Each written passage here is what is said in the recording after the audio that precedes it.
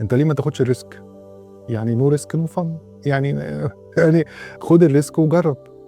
أنا جِه في بالي إن أنا أفكّر في حاجة هاعملها، فكرة مشروع معيّن أو فكرة حاجة جديدة معيّنة عايز أعملها وأجرّبها، بابقى حاسس إن أنا لازم أعملها. طالما عندي الخبرة والقدرة إن أنا أعملها، هاعملها، هاجرّبها حتى لو حصل فيها فشل، لأ هاقوم منها إن شاء الله وأشوف اللي بعده. واتقال لي كلام يعني لدرجة إن أنا جه في وقت من الأوقات كده حسّيت إن أنا مهزوز شوية أو مش مهزوز، حاسس إن أنا إيه، طَب أنا لازم أراجع نَفْسي في القرار اللي أنا خدته ده. بس لأ، فعلًا اللي جواك بيبقى دايمًا صح، واسمع كلام نَفْسك وإحساسك الأول، ده دايمًا بيكون صح.